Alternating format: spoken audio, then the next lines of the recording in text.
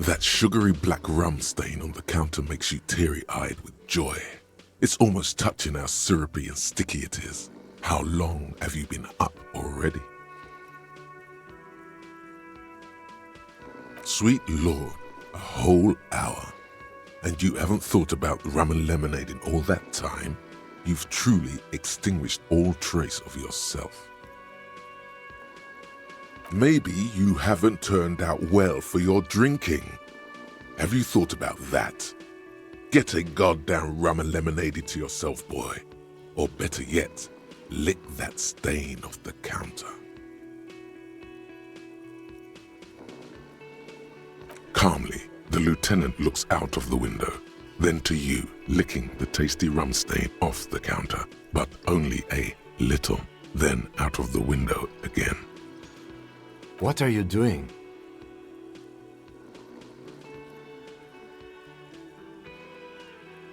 We should move. You could definitely go for some more. The titillating scent of alcohol in your nostrils was beautiful.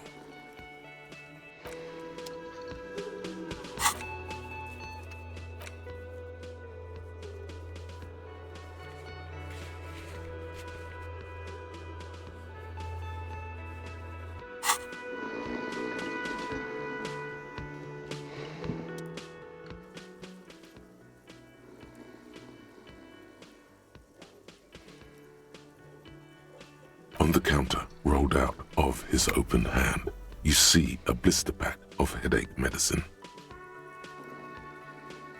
The man does not mind. You probably need them more than he does. You've just picked up some magnesium. This item is stored in the bottom left corner of the screen above your character portrait. Use magnesium to heal your morale if you have morale damage.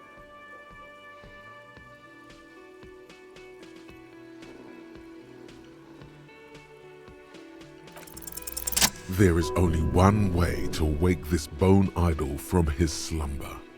Roar like a hurricane. Rip the buildings from the earth. Why the yelling man? Looks like a Sow descendant. A lot of Sow dock workers around.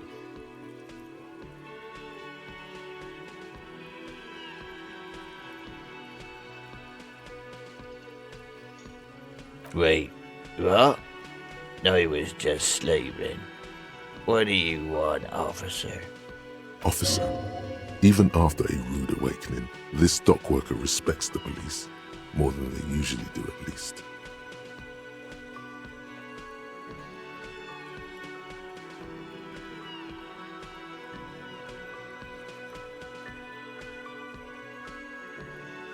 Thank God, no.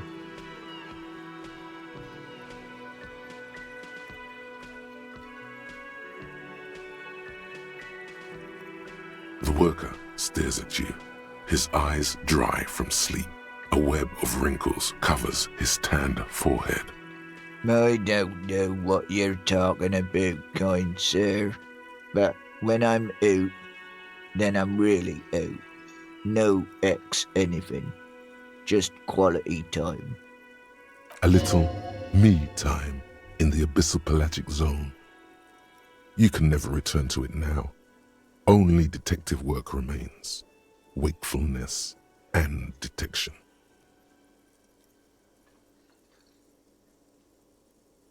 That's the name of my employer. I work in logistics. He doesn't sound too enthusiastic about this. How's it going?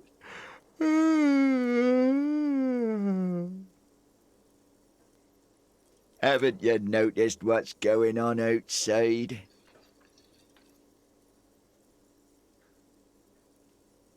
Dude, we're in the middle of a strike down at the harbour, trying to force some sense into the executive board of Wild Pines. For one, I could use some more shut-eye in the mornings. Right to work, right to sleep, I say. They got it. Majoret's got it. He's guarding the gate. Or just getting some sleep. Or was. We are. The workers. The union. We know what we need. What's right for us. Okay. I guess there's also Everard. He's in charge of the union. He's smart. Knows how to negotiate. He's got our back. Yeah, what about it?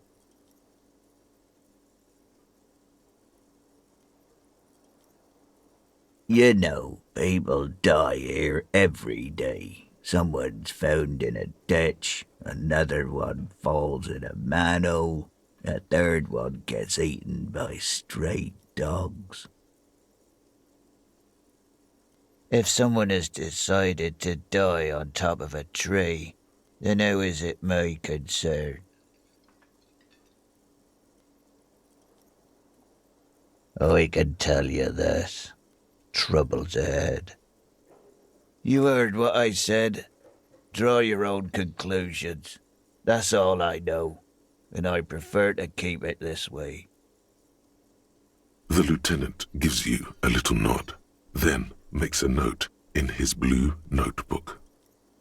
So Union people think he was a killer, he thinks. Even sleepy hair. This doesn't help a lot, but it's something. Good work, detective. Indeed. Help yourself to some. Wait. No. Oh, it's empty. Sorry about that, pal. He rubs his face before burying it in his hands. You can hear a faint snore. The dock worker doesn't answer. His head is already back down on the table, in sweet sleep.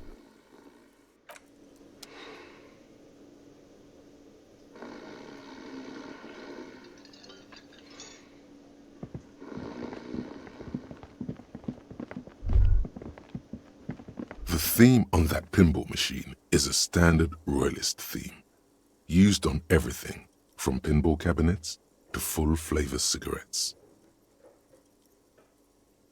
Clinging to a picture-book version of the past century, waiting for the king to come back and cast out all the profiteers and homosexuals. Basically, imagine a yellow plastic crown with a liquor brand emblazoned on it.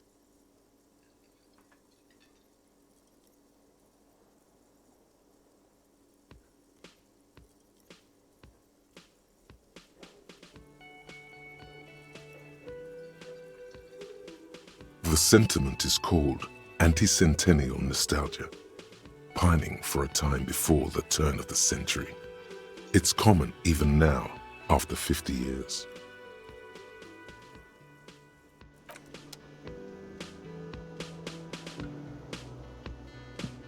Hello, sweetie.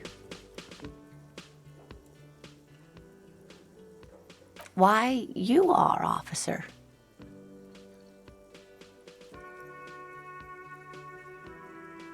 And have you found anyone to be sweet to?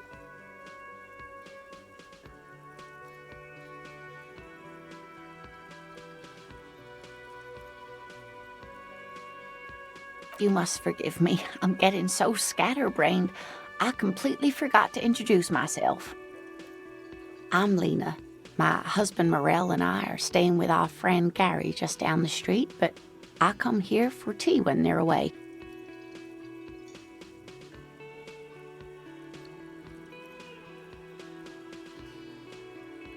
This Lena is wacky enough for the motley crew.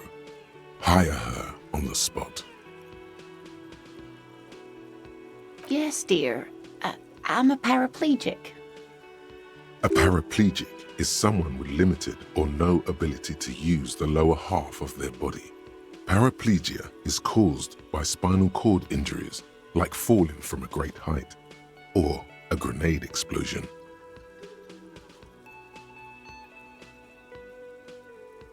No, dear. I'm not quite that old, although I was injured in the line of duty.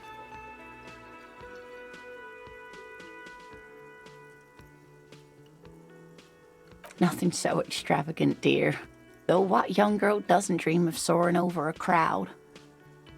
I was a training and development manager at a rapidly expanding mail-order shoe company. You'd think it would be a safe job, but I had to be everywhere, and, well, once I happened to be under some faulty scaffolding. I was lucky. This was almost 20 years ago, and I was compensated exceptionally well. One can only dream of such payoffs nowadays.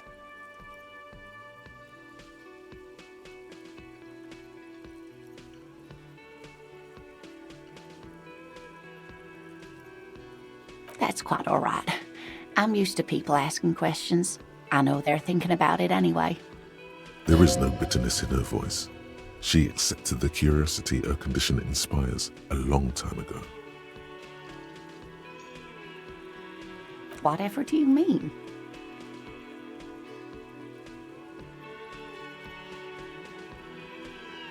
Sequence killers? Oh my. But I think you already have a partner, sweetie. A partner who needs you to help him get a corpse down from a tree.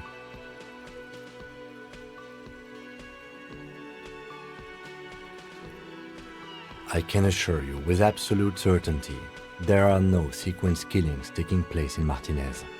Now, gentlemen, no need to squabble. I wouldn't be of much use to you anyway, sweetie. I really would like to help out, but I don't want to slow you down. If it weren't for all the stairs and potholes in Martinez, I'd join you for sure.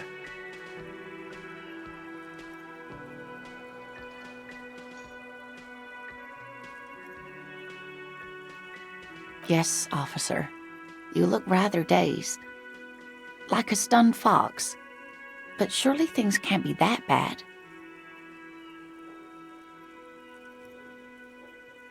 She won't judge you, no matter what you say.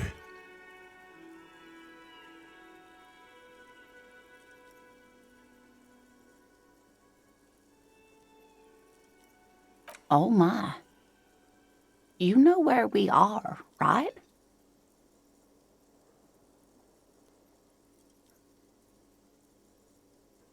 That's right. And where is the Whirling in Rags cafeteria itself located?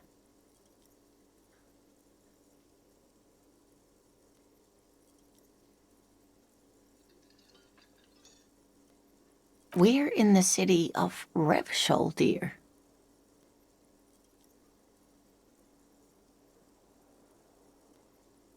The new disco dancing. It seems like a lifetime ago.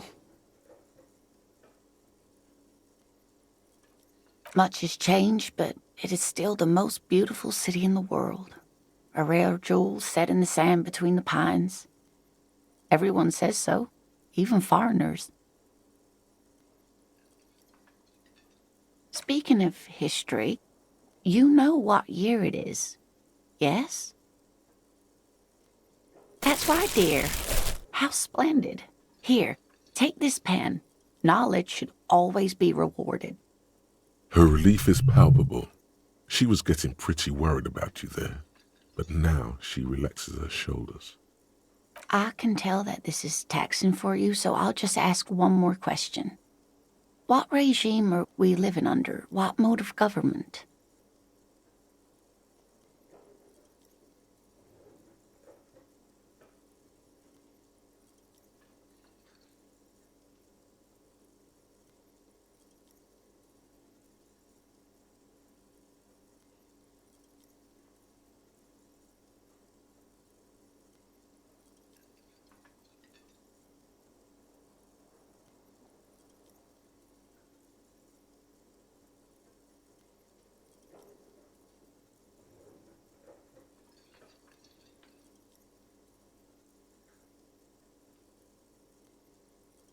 Actually, we are not. You could say that about almost any other nation, but not Revachol. Try it one more time, officer. What mode of government? Damn it. I was really hoping it would be a cop world. Okay, well, let's see. Oh, sweetie. It's really not. There used to be people who thought that way. Other people who wanted those things, but they all went extinct. Revachol is a zone of control led by an alliance of foreign powers called the Coalition. We have almost no government of our own, and certainly no dictatorship of the proletariat. But they still have cops. Oh dear. And you were doing so well. There aren't any cops in Revachol, not in the traditional sense. The status of law enforcement has been a complicated matter since the revolution. But we should stop for today, sweetie. You look like you need a break. Besides, I'm not the best person to explain the big things to anyone.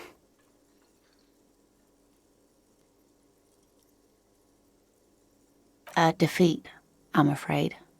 The people of this archipelago tried to build something new, something different. The rest of the world didn't like it, so they came and ended it. This was 42 years ago.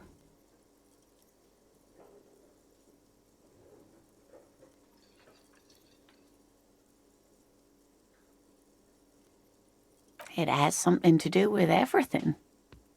I really don't know how to explain it better. I'm just a poor woman, she thinks. What do I know of these things? And how can I help you? You were doing quite well up until the end there. It does look like you're having trouble remembering things. History and places. Remembering reality in a word. It's very odd. A sigh. The lieutenant buries his nose in his notebook.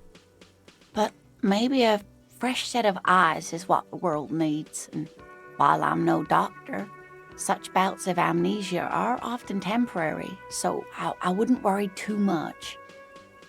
She means this sincerely. Worrying won't do you any good.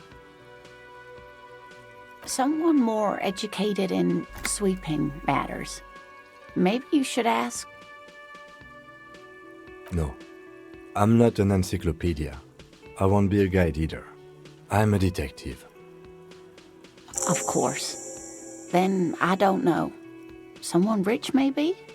Wealthy people are educated. Though I don't know where you would find a wealthy person in Martinez.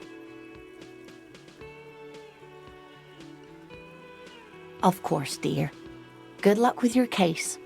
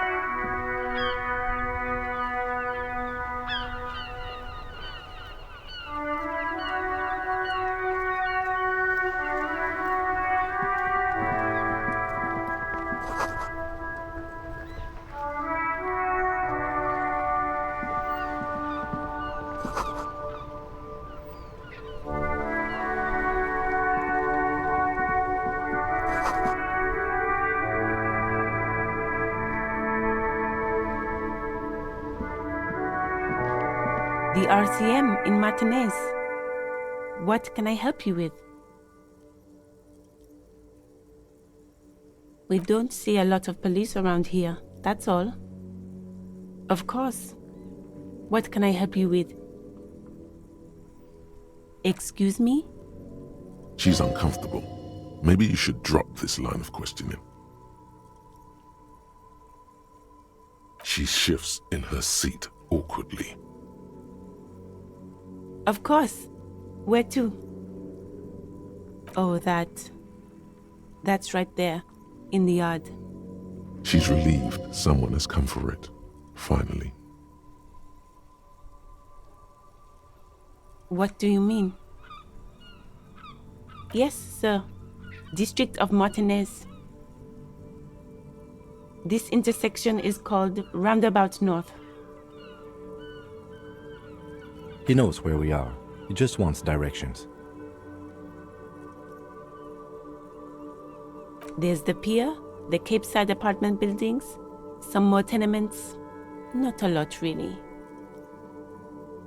The harbor gates, some kind of commotion, I think. I don't follow the local politics. A fleet store, too. Some shops and a bridge. The canal bridge leads to the coast, but it's broken, I think. Some kind of accident, probably. Just coast. There's a little fishing village there, and a fish market, but that got closed down ages ago. It's just water. No, actually, I think they call it the Martinez Inlet. There are some islands in the bay, but they're hard to reach. No problem.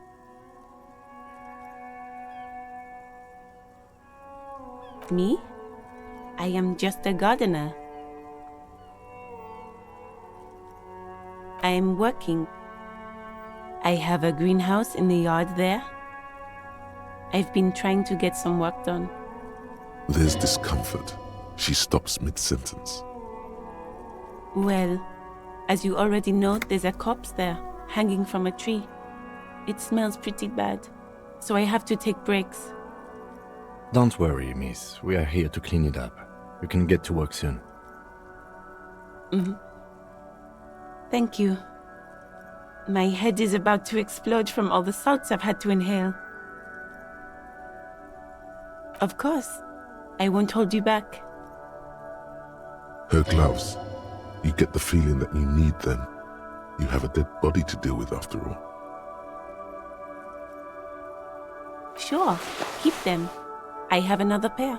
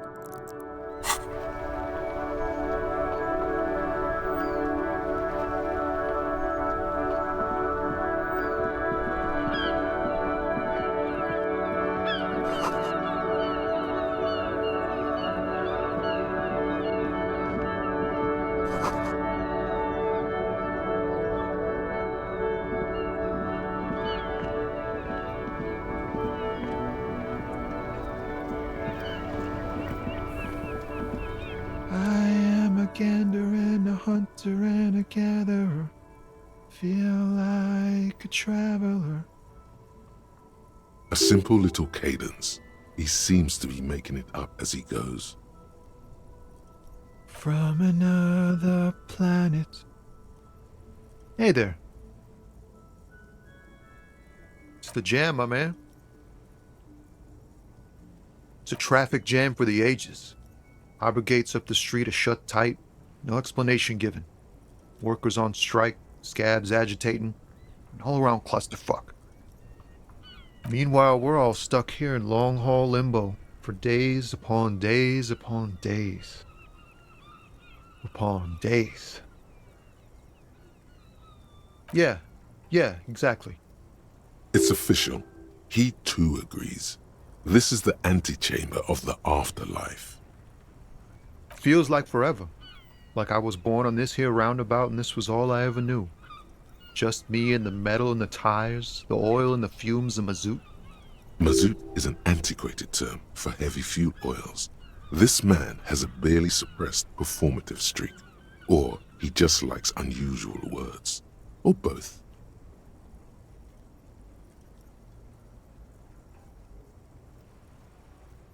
Yeah, imagine. It's been a whole week already. Behind the laugh, however, a touch of sorrow. So tell me, what do you need?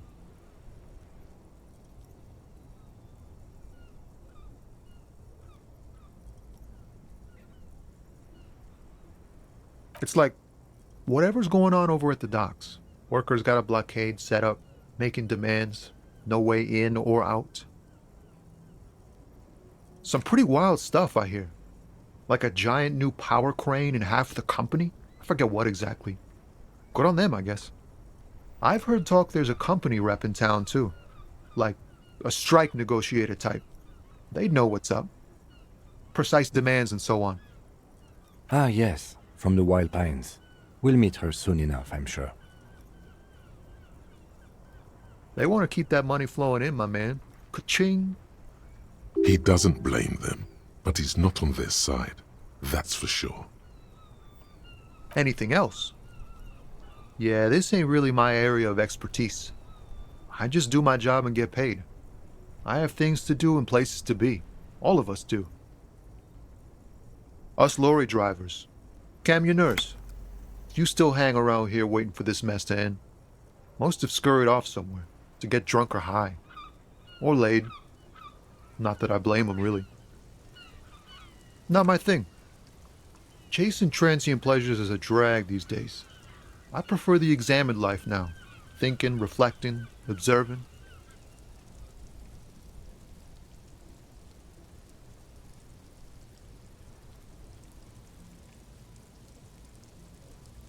He ain't one of us drivers.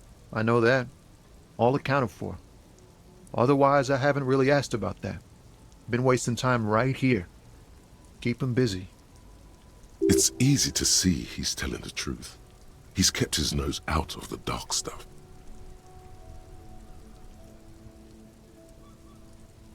The man taps his fingers rhythmically against his arm. Oh, high-grade narcotics, illegal firearms, stuff like that. Time to arrest him. Relax. He's merely joking. Ha! No, I'm joking, my man. Found runs a nice, clean business. This haul of cargo is mostly sporting goods. You know, tracksuits and that kind of thing. They usually get shipped to Grad and the Occident. Though we've been making headway in the Il Moran market lately.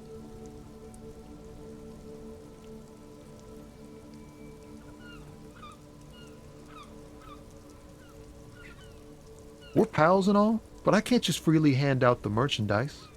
The bosses won't be happy. This rockin' beauty. Sure is, like a rash you can't get rid of. You interested in heavy-duty cargo machinery? A motor lorry, also called a camion, on Caillou and neighboring islands. This one looks roughed up enough to be some sort of found rust bucket. Maybe the A6.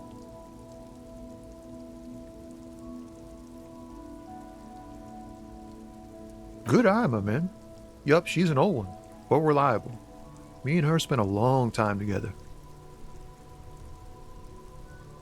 There it is again. A little touch of sadness beneath his cool.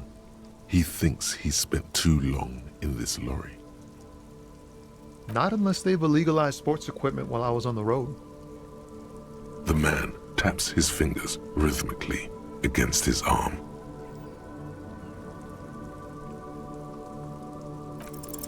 Ease into it. Don't go too far. This seems like a personal matter.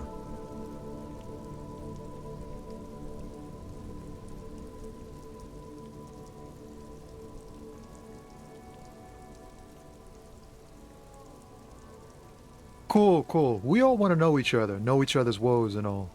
But people, man, they have slippery souls.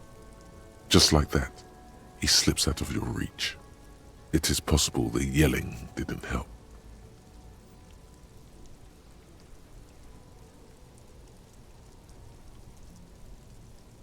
Don't be a stranger.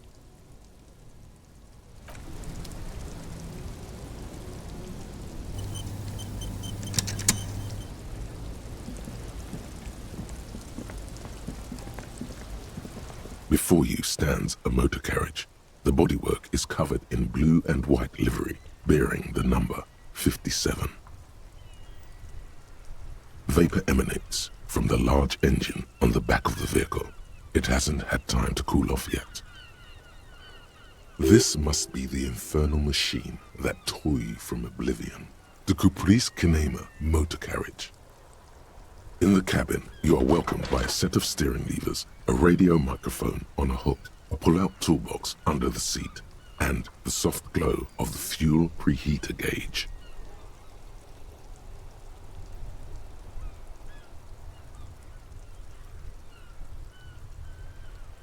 A metallic drawer slides out from under the seat and clicks into place. The tools inside are neatly organized.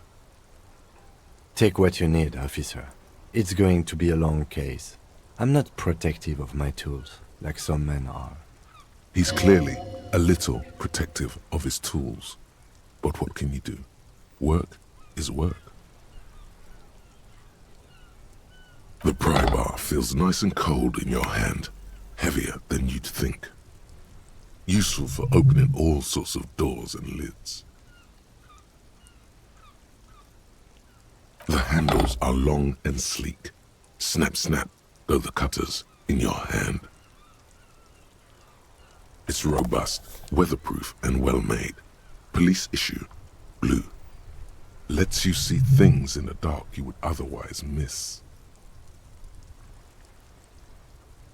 The pull-out toolbox slides back into its nest. Preheater gauge casts a warm glow on the steering levers and the radio on its hook. As you tap on the gauge, the indicator pin jerks as if startled. It's in the large orange sector, indicating the engine is warm. Next to the gauge is a red switch labeled heat. There's no use pressing the heat button. It won't start without the ignition key. Translation: we're not going anywhere right now. Alternative translation: don't even think you can drive my MC. The white suede feels luxurious under the touch, and the metal clutch handle so very familiar in your palm. The frequency tableau lights up, and the green button labeled Prime Line glows like a feline eye. And then you hear something. The soft purr of electrical kittens, radio waves cast far and wide over the metropolis. A woman's voice greets you through the static. This is Precinct 57. Hello, Lieutenant. How may I assist you? Hello, Alice. Please assist our colleague from the 41st precinct here. I'm putting him on.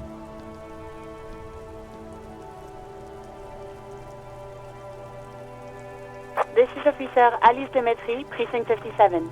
How may I assist you?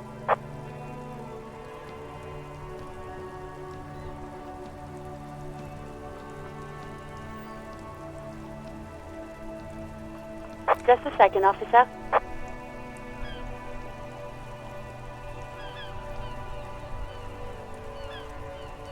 Ten 2, 10-5. This is 41st. Come in. Over.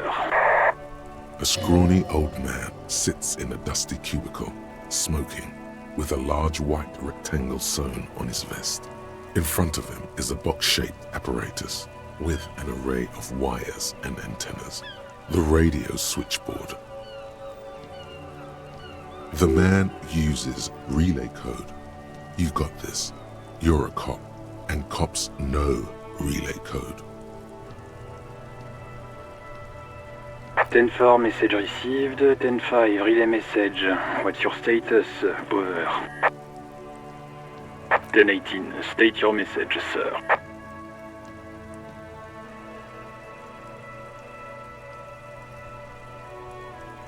10-9, over. 10-4, message received. This is a very serious situation. I need to 10-22 the captain. Over. Is it him? What does he want? Says he lost his badge and needs to report it. He what? He lost his badge? Who lost his badge? Dick fucking Mullen. Who do you think? It's Officer Dick Mullen from the bestseller Dick Mullen and the Lost Identity. Dick Mullen is not your name. It's the name of a fictional detective who would not lose his badge. Defend yourself. Immediately. They're laughing at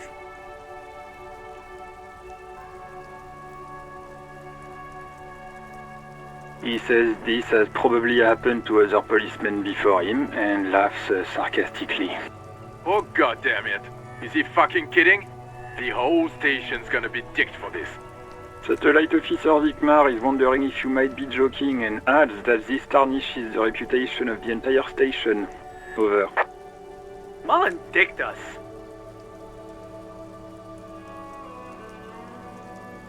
He's asking you to stop, says this is serious. Of course it's serious. He lost his fucking badge.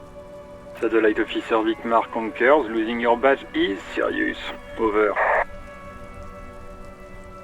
10-4, I hear you, officer. I'm just going to make a note here that you are in pursuit of your misplaced badge. Over. Fuck me. Mac, come here. You've got to hear this. Dick Mullen lost his badge. What's going on? Super Cop here lost his badge. He lost his what now? His badge. He lost his goddamn fucking badge. He asks you to please stop saying he lost his badge. Why? Did he find it? Sergeant Orson was wondering if you found your badge yet. Over. You don't have a comeback. Sorry. It's hard to think like this.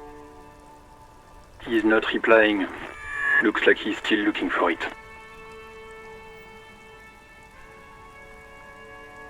10-9, come again. I didn't get that. Over. New heights even for Captain Sober. Ask him. Ask him if he's lost his gun too. Sergeant Orson wants to know if you lost your gun too. Over. Check your pockets. Check your... Holy fuck. You don't know where it is, do you? Okay, it's gone. Your gun is most definitely gone. Don't sweat it, Bratan. You don't need a gun to have fun. We can still have fun. It's not all over. 10-9, come in, officer. Did you get my question? We were wondering about your gun. Over. Even before you can get the words out, everything gets scrambled in your brain. He says he didn't lose his gun. Or his fun, whatever that means. Ask him to describe it. His gun. Not his fun. Just the gun will do. Satellite Officer McLean requests a description of your weapon. Over. Oh, request a description, huh? We'll give him one. Describe the plasma gun.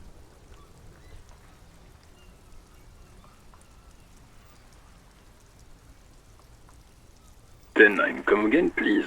Over.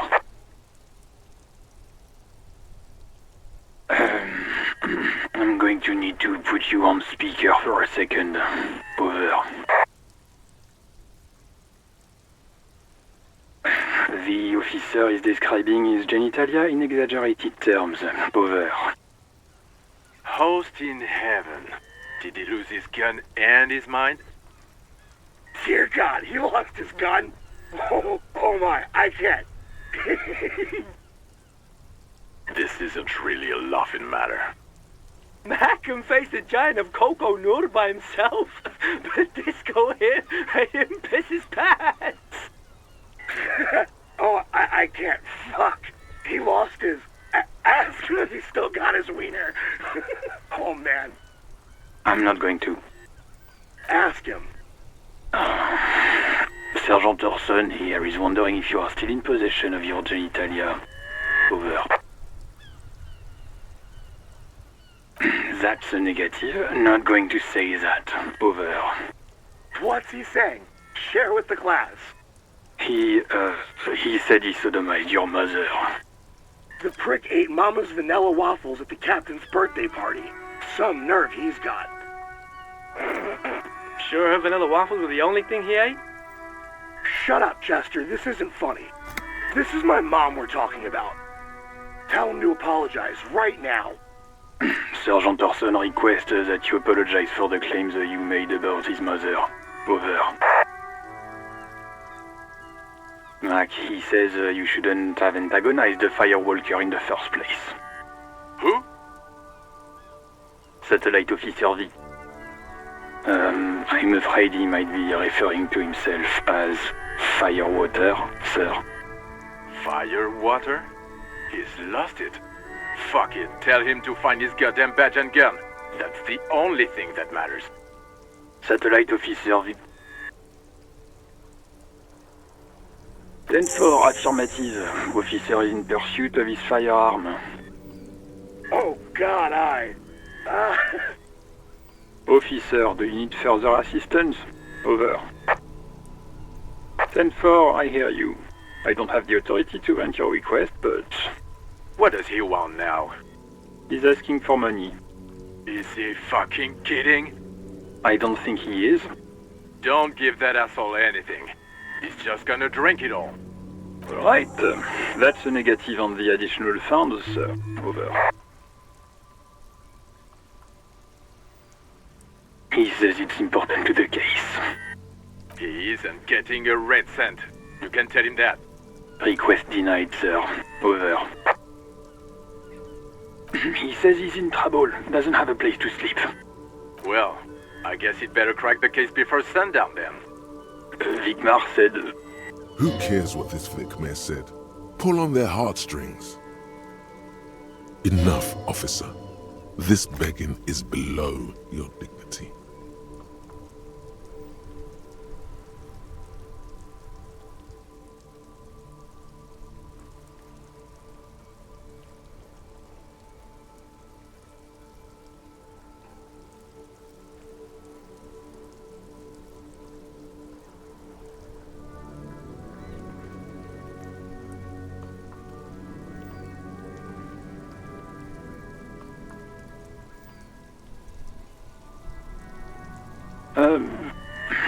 Listen. It's okay. You can do it, sir. Over. What is he saying? Did you want anything else, sir? Many of your colleagues are also here. Over. He's trying to keep you from further embarrassing yourself in front of your colleagues. You really need to get your shit together. This is nearing a complete meltdown. Let us address them now, sir. Over. Okay, 10-4, sir. I hear you. Relay your question. Over. Wait. Before you say anything stupid, think it through. You're going to be looking at a straitjacket if you tell everyone you lost your memory. Be smart about this. Ask if he's there alone. 10-4, sir. I'm not hearing your question.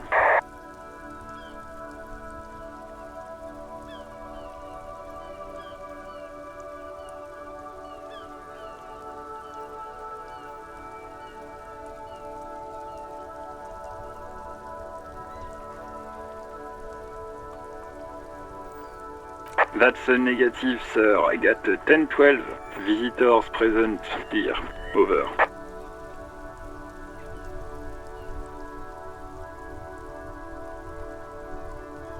What? What is it? He's still on the line? He wants to verify the information on his badge. But of course, it says Dick Mullen, High General of the Revacholian Cavalry Force. Tell him to stop wasting time. What do you need, sir? Over.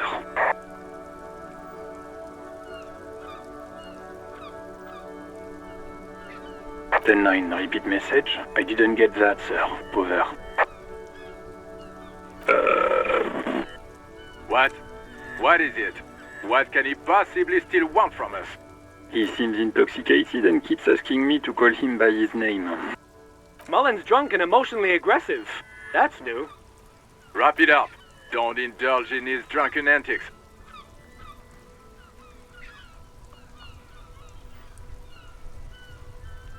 Then, excuse me, sir.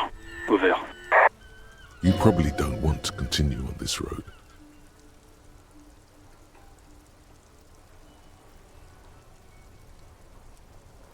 Come again, sir. I didn't get that. 10-9. Over. 10-4. Well, that's, Does he actually want something, or is he hell-bent on disrupting our work? He asked if he ever told me about his days before joining the RCN.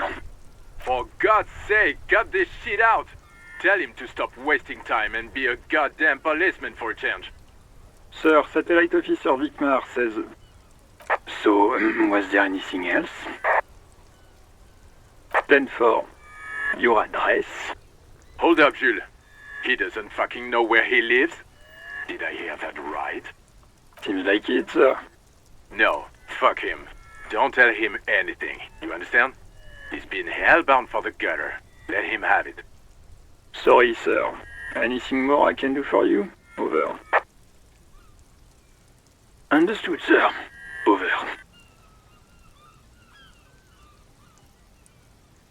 Roger that. 10-10. Over and out.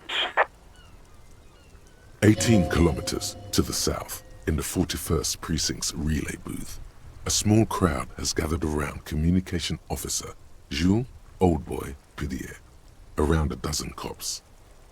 The small room is filled with cigarette smoke, abuzz with laughter, when Officer Judith Minot enters. Her left arm is in bandages and her hair trimmed short. What is going on here? Did something happen? What happened is my partner made contact. It's not good. He's lost his badge and his sidearm. He seemed confused, delirious even. Mac, the torso Torson, is finger-fucking his fist, laughing hoarsely and apparently telling some dirty story to his partner, Chester McLean, near the entrance. Yeah, Mullen was fucked, alright. Sounded fucking drunk to me. Yeah, Mac's right. This was some gnarly shit there. I mean, before he started begging for money, it was... Enough! None of this is funny. It's fucking sad. That's what it is. He's a cop. He's one of us, goddamn this. We must help him.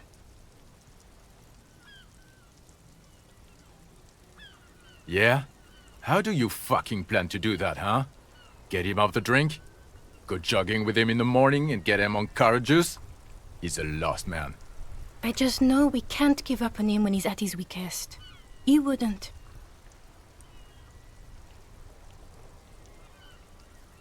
Mac, man the door.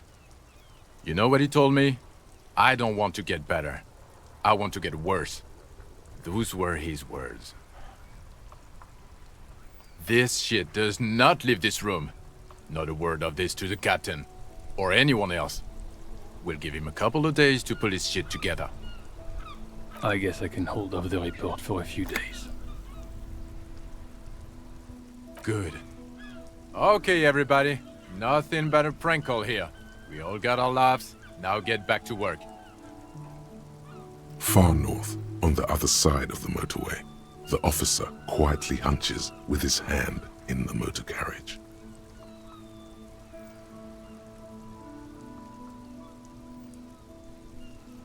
This is Precinct 57. How may I assist you?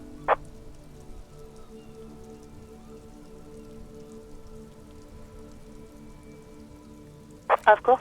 What is the number, officer? Yes, hold on.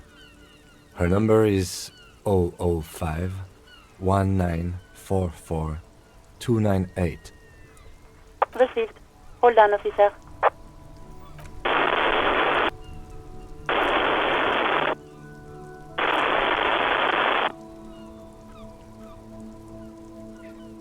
Give it a minute. She might be busy at the moment. Takes a bit to get to the phone. Just wait. Relax.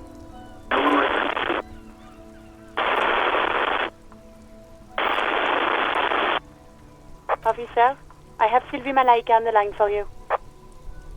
Yes, hello?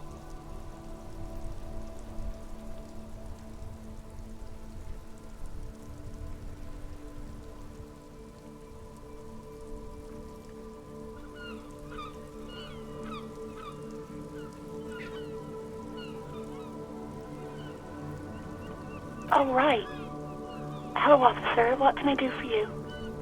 You can hear resentment in her tone. She's not thrilled to be talking to you again.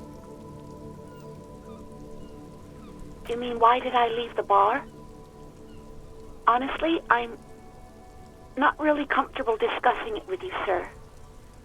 Why not?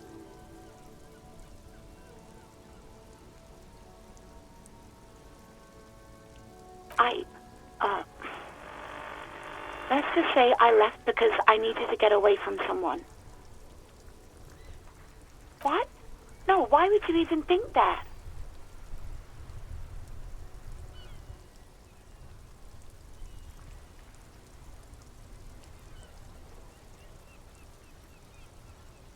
Please, don't bring Gar into this. It's none of your business. I already said I don't want to talk about this. You're messing everything up again.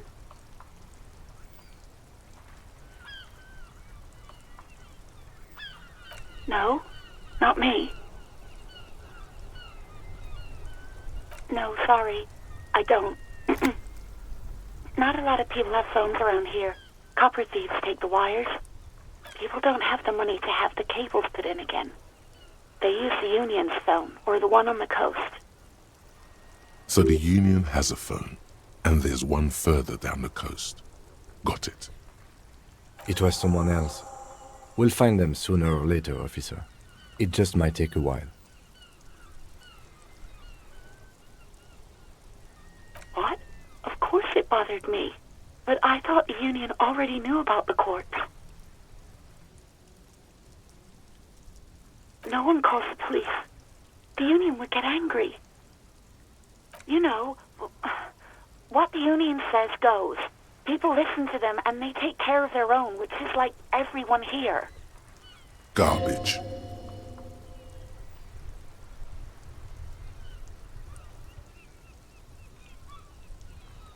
Legally, no. In reality, yes.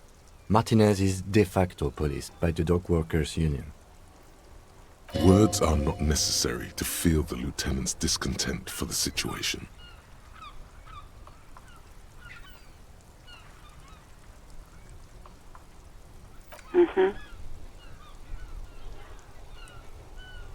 I don't know what to tell you, officer.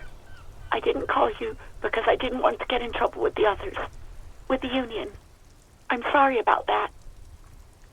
Yeah, go on. Yes, I know who you are. You're a police officer. The law. This exact conversation has happened before. Establishing authority before this young girl seems to have been important to you in the past. Don't go there again. Oh, no, I haven't, sorry. Real policemen have uniforms too, by the way. Where's yours?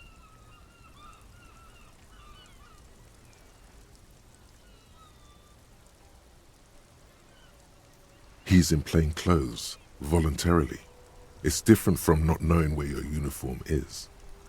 There are officers who wear the signature Perseus black uniforms to the highest ranks in the RCM and end up buried in them as well. Others do it more casually. Looks like you're one of them.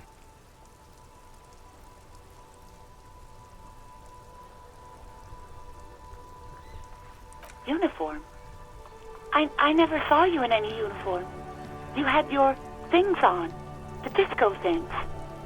Somewhere in a dank rental apartment, 2 police officers stand in the dark. Trash and liquor bottles cover the floor. Things are not good. One of the men, trying not to slip on old newspapers, makes his way to the window and pulls the curtains apart. Roaches scatter as the light comes in. God damn. Officer Michelle Elfboy Williams speaks to himself. His partner, Sundance Fisher, looks at the patrol uniform he's wearing, then at an identical suit frame on the wall. It's blue and covered in dust. Let's get the fuck out of here. He turns to Williams. He hasn't been here in days. Please, no. Not this again. Everyone saw your cool gun, detective. You were trying to impress some people with it. Everyone was eating and...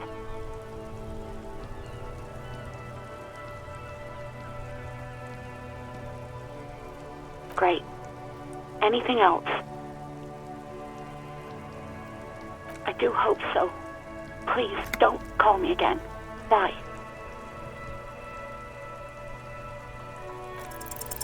Yes, you have obviously done something to upset her at the Whirling in Rags when she was still working there. I'm not mad, it's just... You were so drunk and so emotional all the time, and then the Skua thing happened. It just made me want to quit.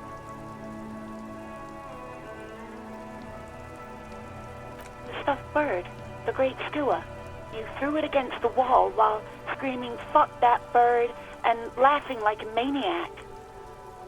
I think you said it had been giving you shit ever since you got there.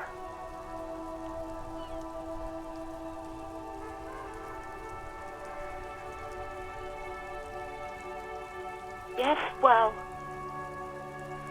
Rubbish. You're a green hat and feather-toting bird watcher.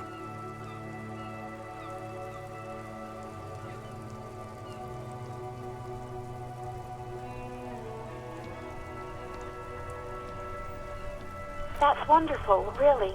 Maybe you should keep pursuing that hobby. Maybe it would calm you down a little. Yes, obviously.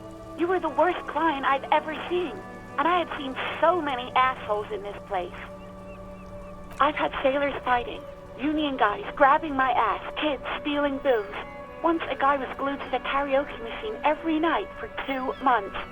But you... I bet.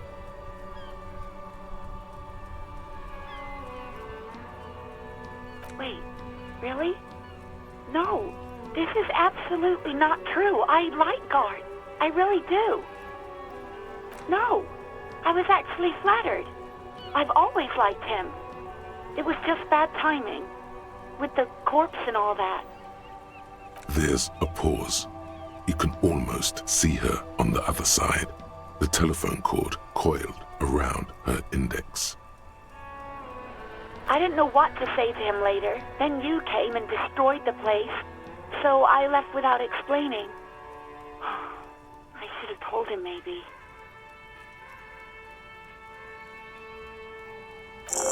Okay, but please don't mess it up. Please don't take out your gun or something.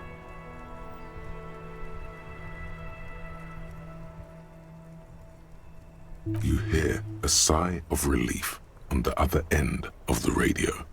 Wordless, the call breaks. Then, the already familiar voice. Anything else I can help you with, officer? 57's over and out. In the cabin, you see a set of steering levers, a radio on a hook, a pull-out toolbox, and the soft glow of the fuel preheater gauge.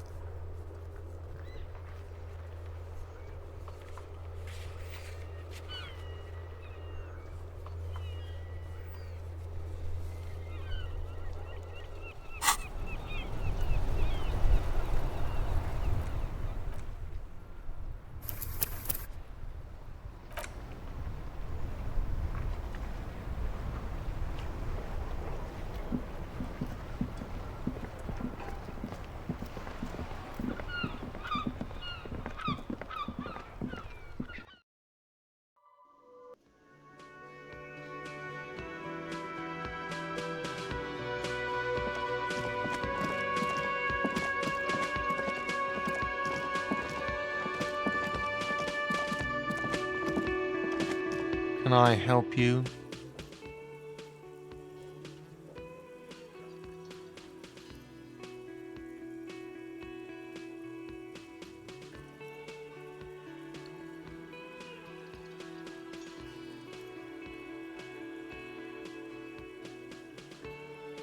Do I have a shaker in my hand? Is this a shaker? He sounds irritated. And it's not a shaker. It's nothing. He's holding nothing. Am I wearing a little bow tie? Am I wearing a bow tie and doing this? Am I smiling? Do you see me smiling and shaking my little shaker? No. Do you know why? Because I'm not a bartender. I'm a cafeteria manager. Is there anything else you wanted? Play it calm. This man needs to understand you need a drink to help the community deal with police stuff.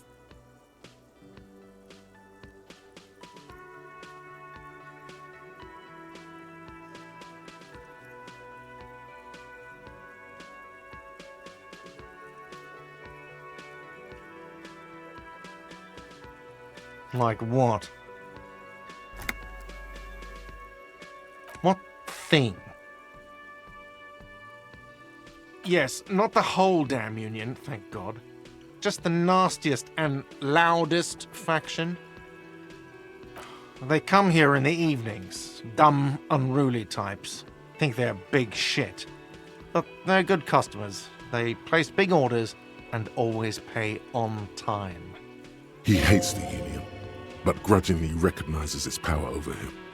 So he's directing his frustration at you instead. Retaliate.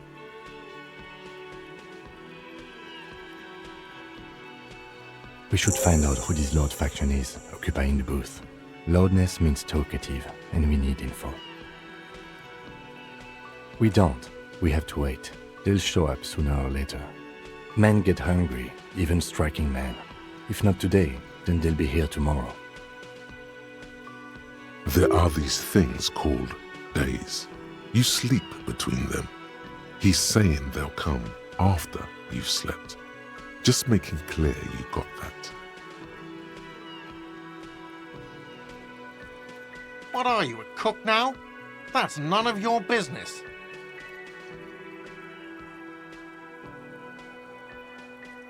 He wasn't pan-fried, he was lynched.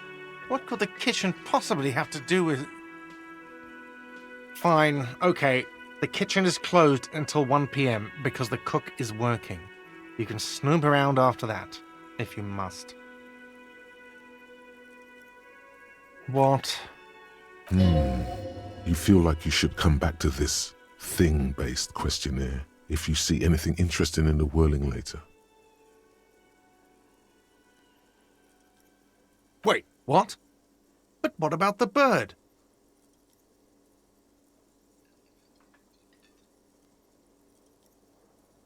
Yes, the bird. I found it lying on the floor with a broken wing the morning she left. You broke the skewer! I assure you it was him. It's as if he can't decide whether to be angry or relieved that it was you. Again. Why on earth did you have to break the skewer?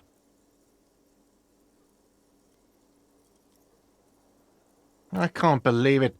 I was so sure it was Sylvie. Even worse, I thought she was trying to send me a message. Symbol of hope and all. A tender type of hope. Something stirs in you. Perhaps this is why you broke it. All right. Did she say anything else? About me, you know? Did she say anything about me?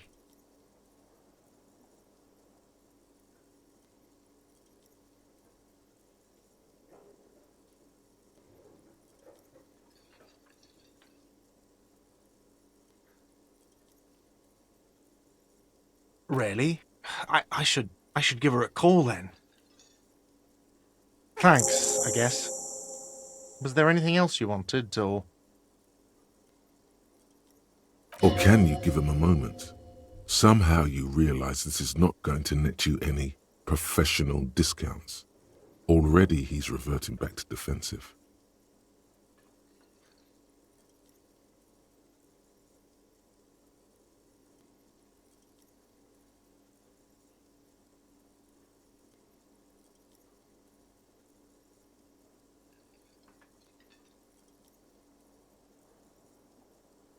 Absolutely out of the question. You wait and see, cafeteria manager. Absolutely in the question. First we find a sad banger. Then we sing this place to shit. Your body is ready, sire.